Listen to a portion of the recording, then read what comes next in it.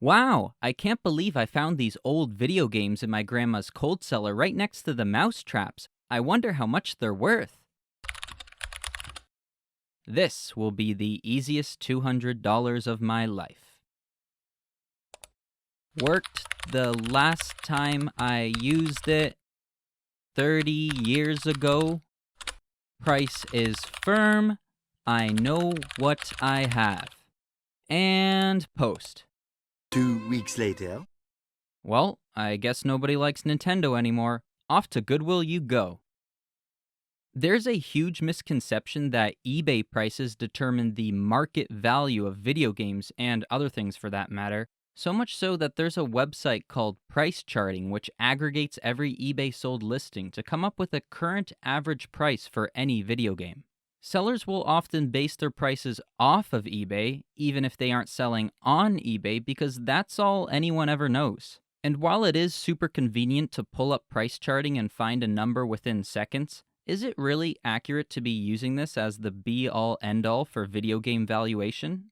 In this video, I'll discuss 4 main reasons why eBay prices are not a realistic representation of market value, and lastly, as per usual, I'll give my personal take on all this.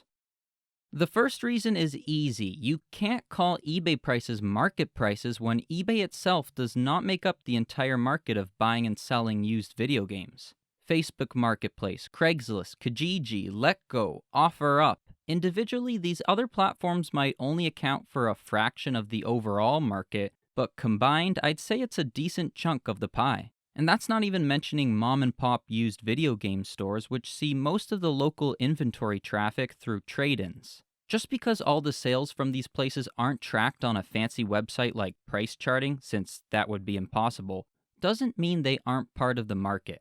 If somehow there was a way for price charting to accurately include sales from all parts of the market, you might be surprised by how much lower the aggregated values would be. And that's because compared to these other avenues for buying and selling used video games, eBay prices are inflated. Why are eBay prices inflated, you might ask? Just keep listening and it'll all become clear.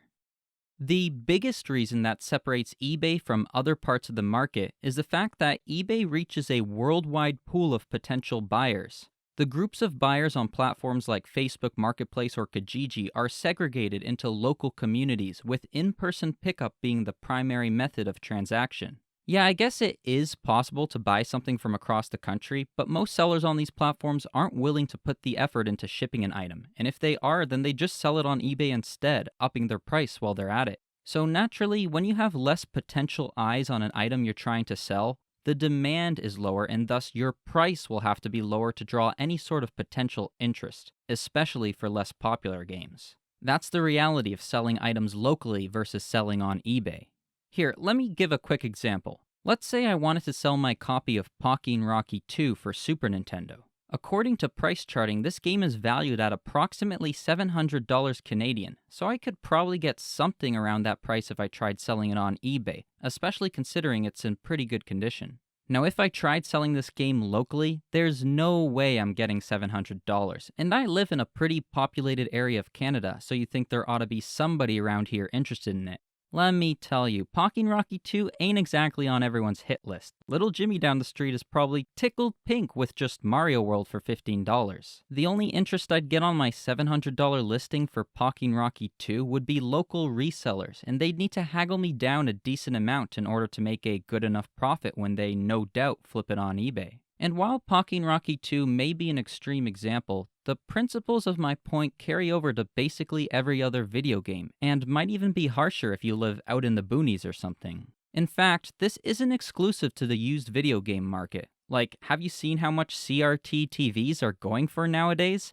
I'ma be rich! Oh, anyways.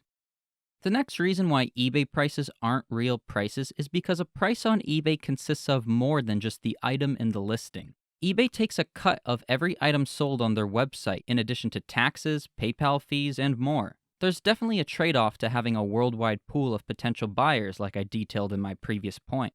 Not to mention that it's all such a big hassle compared to freely posting an item on Facebook Marketplace in a matter of seconds. And you know how most listings on eBay have a shipping cost separate from the actual cost of the item? Sellers can make that whatever they want. You really think free shipping means there's no shipping costs involved? The seller just adds that into the price of the actual item. It's crazy how much more appealing a listing with free shipping looks to buyers that don't know any better. So even without understanding my previous point regarding the worldwide pool of potential buyers, you should be taking a decent percentage off any eBay price right from the start in order to get closer to the real value of an item. Finally, this last reason I'll give is actually the flip side of the point I just talked about. Selling on eBay may be a pain and at times just not worth it, but buying on eBay is the full treatment, if you're willing to pay up, of course. It's sometimes just super convenient. Like instead of leaving my house to buy something, I can simply sit on my lazy butt and wait for it to come to me. And if the price is comparable, then it's a no-brainer.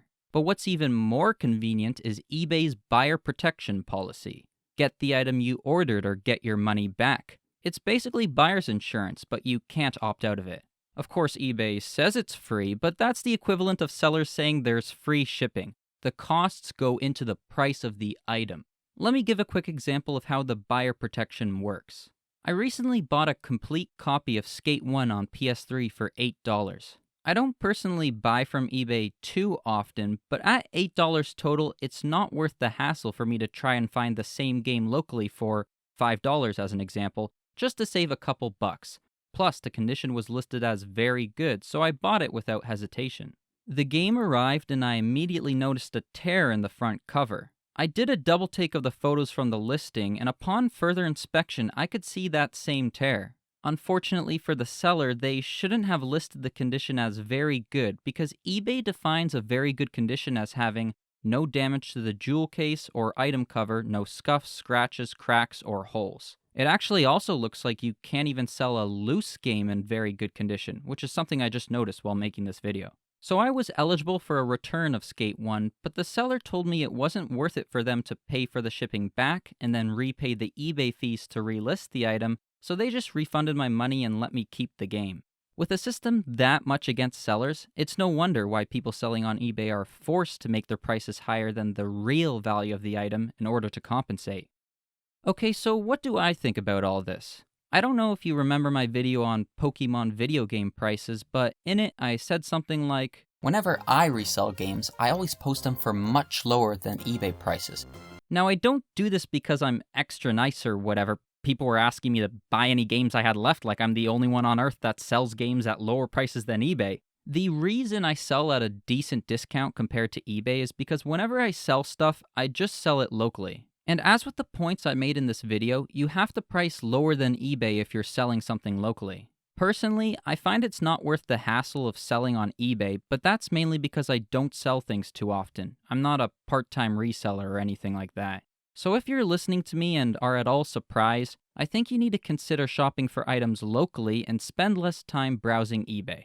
Yeah, sellers will still try to get eBay prices locally, but typically they have to wait until an uninformed buyer comes around, and most of the time the item will just end up sitting and sitting and sitting, and then it starts to become sad how determined a person can be to rip someone off. You don't have to call sellers out or anything like that. All I hope is that if you take anything from this video, it should be to start questioning whether something is really market price or not.